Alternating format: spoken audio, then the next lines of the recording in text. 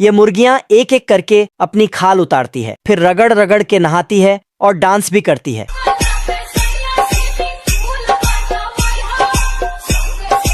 बत्तख उनको नई खाल पहनाती है। रोटी खा लो। उसके बाद बत्तख उन सबको खाना देती है। ये देना।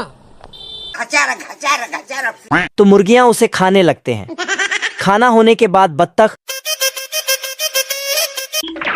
फिर सभी मुर्गियों को वापस घर लेकर आता है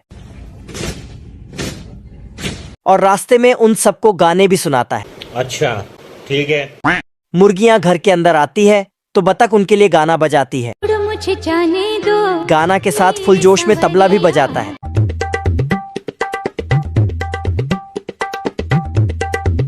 तो मुर्गियां खिड़कियों से निकलती है और अंडे देकर अंदर जाती है और बाहर आती है। बवाल चीज है बे।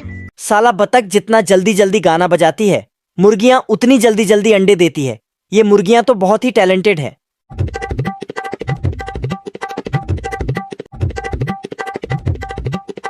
बत्तख इन सब की अंडों को नाप तोल करता है। गजब। फिर बत्तख मुर्गियों को उनके घोंसले तक पहुंचाती है। चलो। उसके बाद बत्तख सभी अंडों को लेकर मार्केट में बेचने चली जाती है।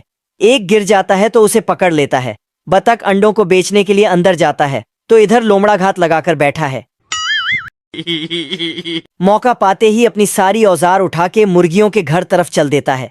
फिर अपना औजार निकालकर छेद करने लगता है। मुर्गियां ये सब देखते ही हमारा घर, हमारा द्वार, हमारा। बत्तख मुर्गियों की आवाज सुनकर 100 के स्पीड से आती है। अंदर आकर बोलती है, कौन है बे?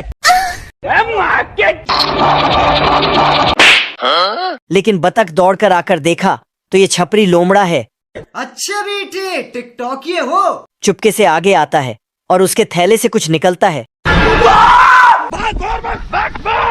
लेकिन फिर वापस आता है तो इसके दिमाग में एक दो आइडिया आता है। बत्तख कुत्ते के पास आता है। हाँ भाई सुन ना, सामान लेके पहुँच और बंदे लोग को भी कॉल कर दे। मेरे को इस बार रिक्स लेने का ही नहीं है, बिल्कुल रिक्स नहीं लेने का है। लेकिन कुत्ता साफ साफ मना कर देता है। फिर सुअर के पास जाता है। अम्बा अम्बा अम्बा अम्बा कम्बा कम्बा। लेकिन सुअर अपने बच्चों को दूध पिला रही थी तो ये भी मदद करने से इनकार कर देती है। बेकार है भैया। फिर इसको तीसरा आइडिया आता है। भागते हुए जाती है और पानी में कूद जाती है। पानी के अंदर आके मछली से बोलती है, टूट गया मैं तो अब। ये कैसे हो गया? लेकिन मछली पानी से बाहर आ ही नहीं सकती थी तो मदद कैसे करती। तो वह अकेली छापरी लोमड़ा से मुकाबला करने जाती है। इधर लोमड़ा सभी मुर्गियों को पकड़कर झोले में भर रहा था। तभी बत्तख पीछे से आकर उसकी पूंछ खींचने लगती है। अबे साले।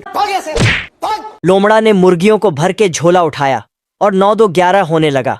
बत्तख गुस्से से उठता है और घोड़े से भी तेज भागने लगता है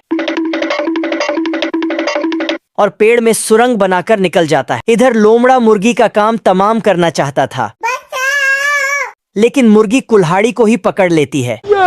फिर मुर्गी भाग जाती है। बत्तख आती है और कुल्हाड़ी लेकर जाती है।